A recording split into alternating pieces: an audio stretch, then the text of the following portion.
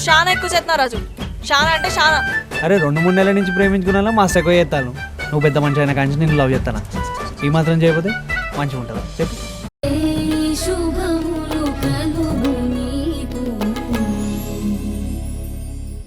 ఈ వీడియో చూడు.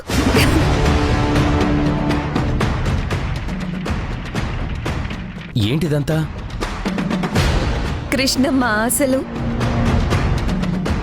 వారాహి ఆలోచనలు అన్నీ కాలిపోతున్నాయి.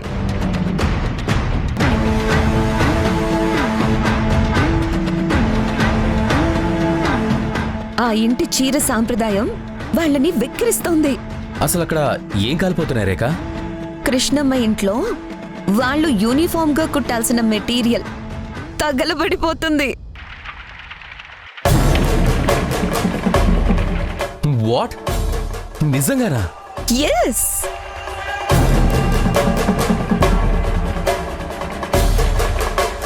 ఇంత మంచి విషయం ఎలా జరిగింది? మన కుమార్ రాజా గారు ప్లాన్ చేశాడంట. వాడా? అవును, వాడే. ఈ మెటీరియల్ తగలబడేలా ఏదో కెమికల్ వాడాడంట. నాకు ఫోన్ చేసి సర్ప్రైజ్ అని చెప్పి ఈ వీడియో పెట్టాడు. ఓ, వాడికి కూడా బ్రెయిన్ ఉందని ప్రూవ్ చేసుకుంటున్నాడనమాట.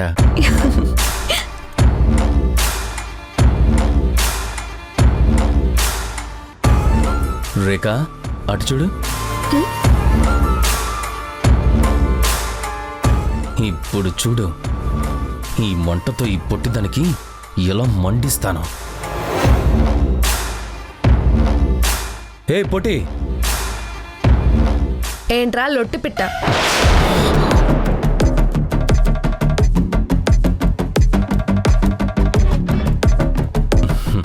ఏంటి ఏడుపు దాచుకుంటున్నావా? లేదు, నీకు మెంటలెక్కింది అనుకుంటున్నాను. ఓ, అంటే మీ వాళ్ళ దగ్గర నుంచి నీకు ఫోన్ రాలేదన్నమాట. మా వాళ్ళ నుంచి నాకు ఫోన్ వస్తే నీకేంటి అంత దురదొస్తుంది? ఆ ఫోన్ వచ్చేస్తే అప్పుడు వస్తుంది నీకు ఏడుపు దురద, ఫైనల్ గా మెంటల్. నాకేం వచ్చినా నేను భరించగలను, నీకేం రాకుండా చూసుకో. వస్తే మీ అమ్మ చేస్తుంది. మా అమ్మ గురించి ఏమని అన్నావో? విక్కీ, ఈ పొట్టి దాంతో మాటలేంటి? వీళ్ళింట్లో మెటీరియల్ తగలబడిన వీడియో చూస్తే అప్పుడు మ్యాటర్ డీటెయిల్ గా అర్థమవుతుంది ఈవిడ గారికి. ఏంటి, మా ఇంట్లో మెటీరియల్ కాలిపోయిందా? ఈ న్యూస్ వింటేనే షాక్ గట్టిగా తగిలేసింది. ఇక వీడియో చూస్తే షాకు స్ట్రోక్ అవుతుందేమో. అదెలా జరిగింది? ఏముందమ్మా, పైకి మంచోళ్ళనే పేరుంది కానీ లోపల వీళ్ళంటే అందరికి మంటే. అందుకే ఆ మంటని ఈ మెటీరియల్ కంటించేశారు ఎవరో.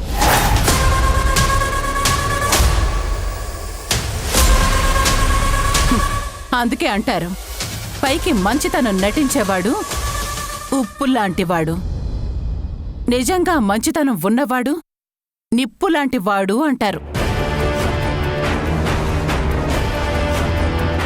ఉప్పు అన్నిటికీ రుచిస్తుంది, కానీ కొన్ని రోజుల తర్వాత దాన్ని దూరం పెట్టకపోతే మన ఆరోగ్యాన్ని తినేస్తుంది. వీళ్ళ అమ్మ కూడా అంతే. అత్తయ్య గారు, ఏంటి మీ అమ్మనంటున్నానని కోపం పొడుచుకొచ్చిందా? నేనన్న దాంట్లో తప్పేమైనా ఉందా? నేను మీ అమ్మ స్నేహంగా ఉండుంటే కళ్యాణి ఆపరేషన్ కోసం తీసుకున్న అప్పుని సాయం అనేది మీ అమ్మ. ఆ తర్వాత అది అలవాటుగా మారేది. తనని నేను దూరం పెట్టాను కాబట్టి నా దగ్గర తీసుకున్న అప్పు తీర్చాలనుకుంది. అది తీర్చేద్దామని ఆతృతలోనే అడ్డమైన బిజినెస్లన్నీ చేయాలని ట్రై చేస్తోంది. కానీ దేవుడికన్నీ తెలుసు కదా, అందుకే ఆ బిజినెస్ ని ఇలా కాల్చి పడేశాడు. అమ్మా, ఇప్పుడు ఈ మెటీరియల్ కాలిపోయిందంటే అది ఒక అప్పులా మారిపోతుంది కదా.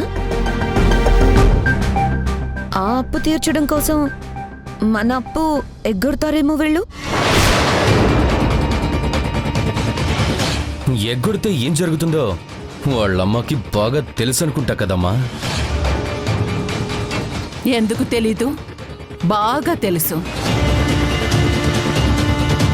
అయినా మనం టైం పెట్టాం కదా, ఆ టైం పూర్తయ్యేలోపు అప్పు తీర్చకపోతే అప్పుడు చెప్దాం ఏం చేయాలో. పదండి. ఆగండి అత్తయ్య గారు. ఏంటి, మా అమ్మ అడ్డమైన బిజినెస్లు చేసిందా? ఏం చేసిందండి అడ్డమైన బిజినెస్లు? మీరెప్పుడైనా చూసారా? ఎవరింట్లో అయినా చీరలు దొంగతనం చెయ్యాలని ట్రై చేయడం చూసారా?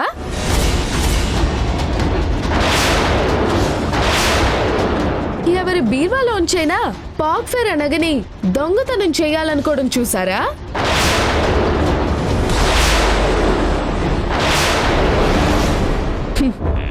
మా అమ్మ కాదండి అడ్డమైన పనులు చేసేది. అడ్డమైన వెధవల్ని అడ్డం పెట్టుకొని ఇలాంటి డ్రామాలు ఆడేది మీరు, మీ పిల్లలు.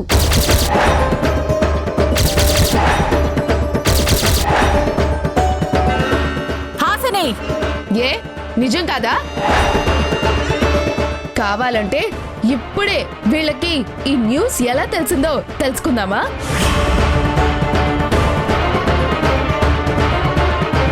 అప్పుడు నా మాట నిజమో మీ కోపం నిజమో తెలిసిపోతుంది.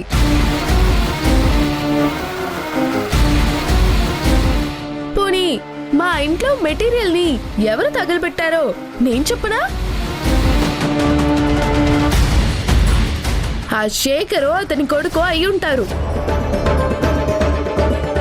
వాళ్ళు పని చేస్తుంది మీ కిందే అని మా అందరికీ తెలుసు.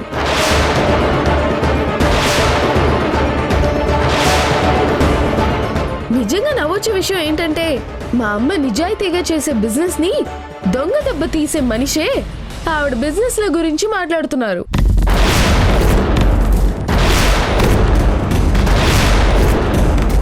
ఒక ప్రెజెంటేషన్ పర్ఫెక్ట్ గా ఇచ్చి ఓ ప్రాజెక్ట్ ని తెచ్చుకోలేని మనిషి మా అమ్మ బిజినెస్ గురించి మాట్లాడుతున్నారు. హే, ఏదో మీ అమ్మ దేవత అయినట్టు మాట్లాడుతున్నావేంటి?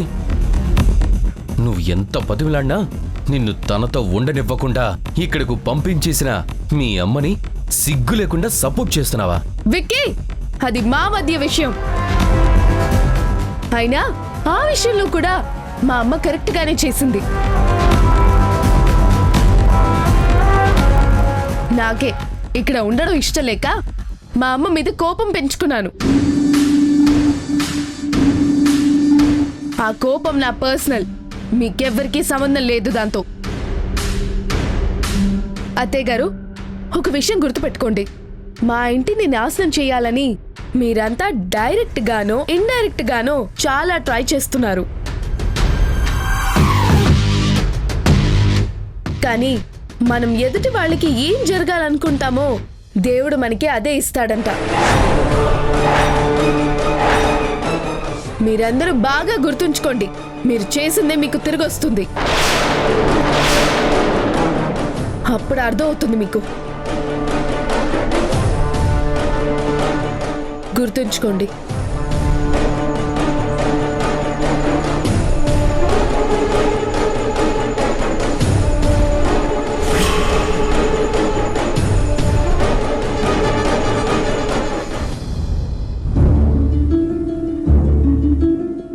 ఆ రోజు మీటింగ్లో మాట్లాడినట్టు అంత దగ్గరుండి నువ్వు అటు చూడండి,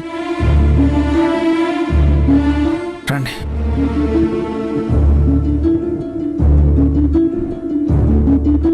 కృష్ణమ్మ గారు, మీరేంటి ఇలా వచ్చారు? రండి రండి, కూర్చోండి. వారాహి, ఏదైనా విశేషమా? విషాదం సార్. విషాదం ఏంటి?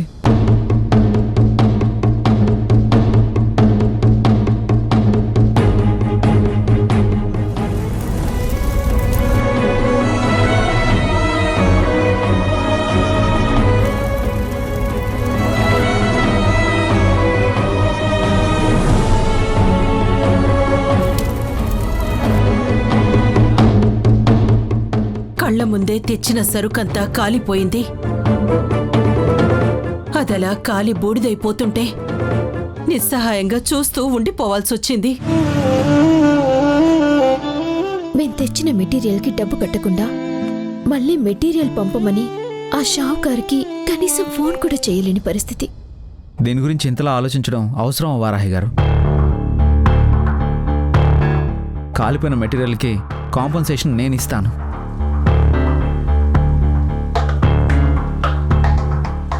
ఆ డబ్బుతో మళ్ళీ కొత్త మెటీరియల్ తెప్పించుకొని తిరిగి వర్క్ స్టార్ట్ చేయండి. No sir.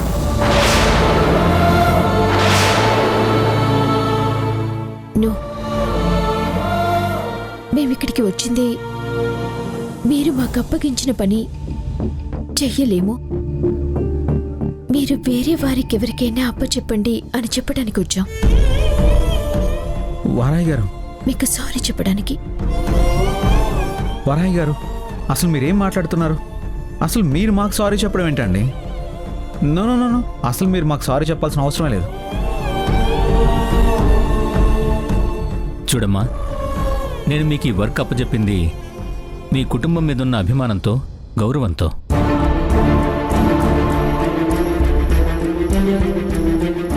మావాడు మీకు డబ్బు పే చేస్తానన్నది ఉపకారానికి ప్రత్యుపకారంగానే తప్ప సాయంగా కాదమ్మా.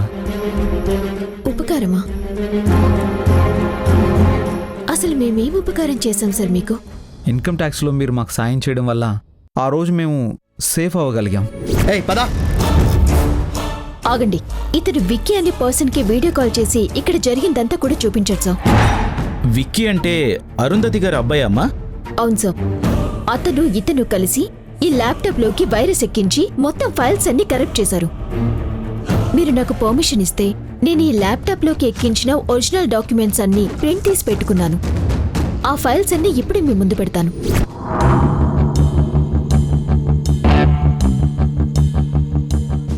లేదంటే ఈ ఇంట్లో ఈ పాటికి మేమంతా ప్రశాంతంగా ఉండలేం కదా.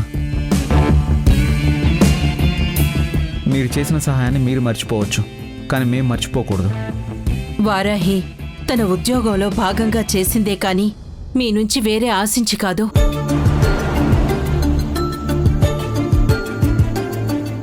అలా అనుకుంటే మాకు మీరు యూనిఫామ్లు కుట్టే పని ఇవ్వటమే చాలా పెద్ద సాయం అయింది. ఛే, బతకడంలో సంతోషం కంటే ఆత్మాభిమానం ఎక్కువైపోయింది. అవును చరణ్ గారు, ఆత్మాభిమానమే మా బలం. మేం మీరిచ్చిన పనిని పూర్తి చేయలేం, మమ్మల్ని చేయనివ్వరు. దయచేసి యూనిఫామ్ కుట్టే పనిని వేరే ఎవరికైనా అప్పచెప్పేయండి ప్లీజ్. అది కాదమ్మా, మీరిప్పుడు ఇది వదిలేసుకుంటే మరి. పర్వాలేదు సార్. పూర్తిగా పడిపోయినప్పుడు కూడా ఎలా లేవాలో నేను నేర్చుకున్నాను, నా పిల్లలకి నేర్పించాను. ప్లీజ్, నేను చెప్పేది వినండి. వద్దు చరణ్ గారు, ప్లీజ్. ఈశ్వర పరమేశ్వర మమ్మల్ని క్షమించండి సార్. ఇటు చూడరా, రెండు కన్నుల మనిషి బ్రతుకును గుండె కన్నుతో చూడరా, ఎదుట పడని వేదనలను నుదుటి కన్నుతో చూడరా. ఈశ్వరా పరమేశ్వరా చూడరా, ఇటు చూడరా.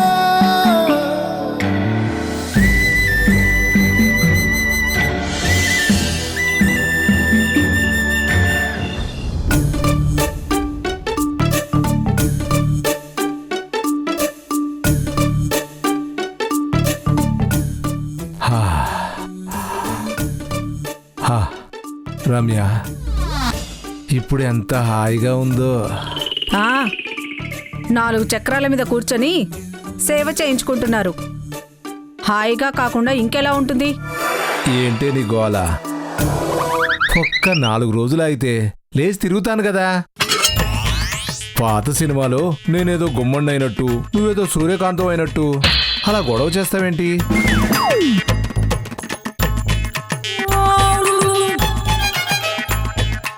రే ఇందాక నుంచి చూస్తున్నాను, ఏంద్రా అంత డల్గా ఉన్నావు? వెళ్ళిన పని బ్రహ్మాండంగా చేసుకొచ్చావు, ఆ కృష్ణమ్మ తిక్క కుదిరిచో, ఇంకేంట్రా? ఆ, పనైపోతే ఆనందంగా ఉండకుండా అలా మొహం వేలాడేసుకొని ఉన్నావేంట్రా? మరి ఇంకేం చేయాలి? నేను వీడియో పంపించిన ఆ రేఖ చూసి ఒక్క ఫోన్ లేదు, ఒక్క మెచ్చుకోలు లేదు. సరేలేరా, దీనికంటే ఇంకా గొప్ప పని చేసినప్పుడు ఖచ్చితంగా మెచ్చుకుంటుందిలే. ఏ ఇంకెప్పుడు? వీడియో చూసింది కదా, ఒక ఫోన్ చేస్తే అరిగిపోతుందా?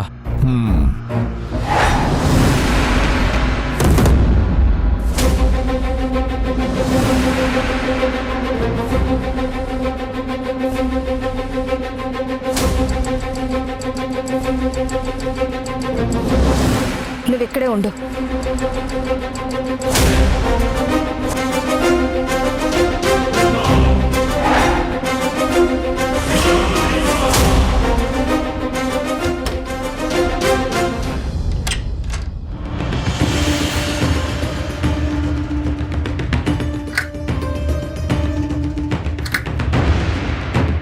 హే, ఎవరక్కడా?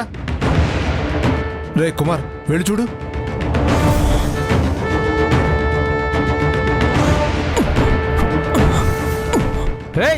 ఎవరది? హే, డోర్ తీయండి.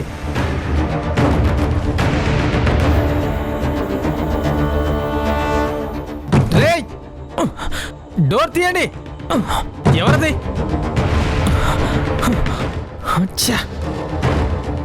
నాన్న, ఎవరో బయట నుంచి గడి పెట్టేశారు నాన్న. ఏమండి, ఎవరే ఉంటారండి?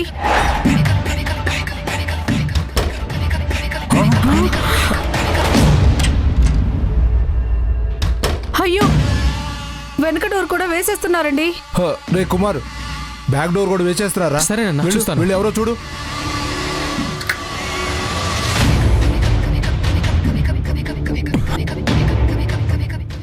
తీయండి డోరు. మర్యాదగా డోర్ తీస్తారా లేదా? డోర్ తీయండి.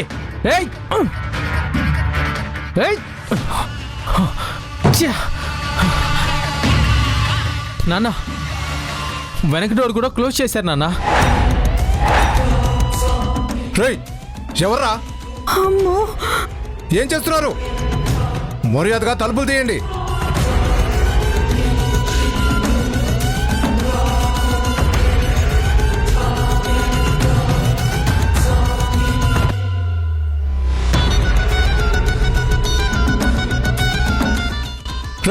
తలుపులు తీస్తారా లేదా?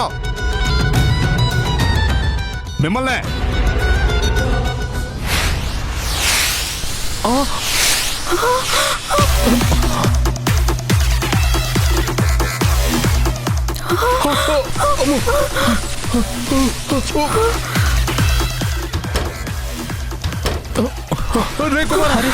అదేంటో చూడరా, చూడు, తీసి బయటపడి.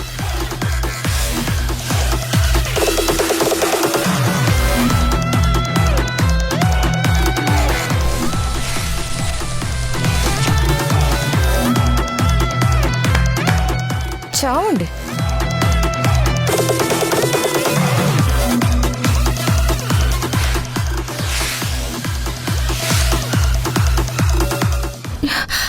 అక్క, అక్క వాళ్ళు చచ్చిపోతారేమో. ఏం చావరు, స్పృహ తప్పి పడిపోతారు.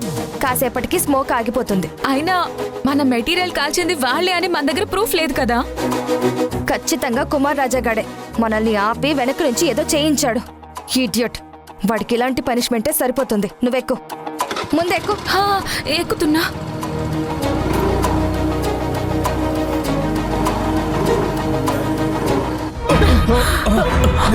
నాన్న, కిటికీలు కూడా తెరుచుకోవట్లేదు నాన్న.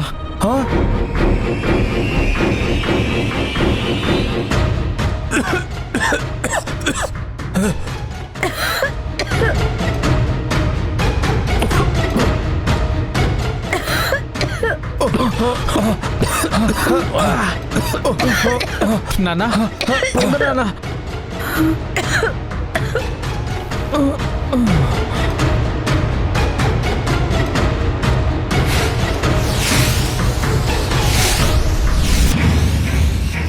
ఎవర్రా?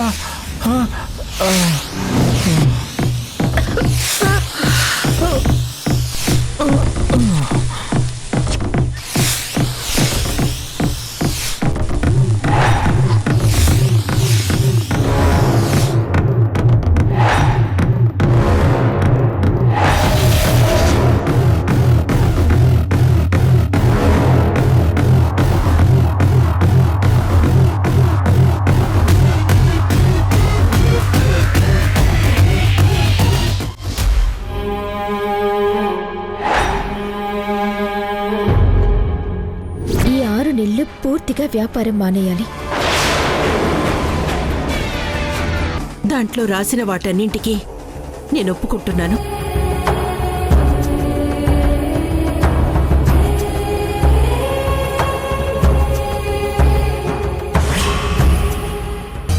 $25,00,000 తీసుకెళ్ళు.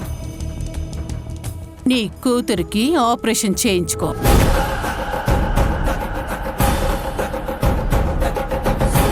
నాకు మీరు డబ్బు ఇవ్వాల్సిన గడువులో 3 నెలలు పూర్తయిపోయాయి. 6 నెలల్లో మీరు నా డబ్బు నాకు తిరిగివ్వకపోతే నేను ఏ పనిష్మెంట్ ఇస్తే అదంతా అనుభవించాలి మీరంతా.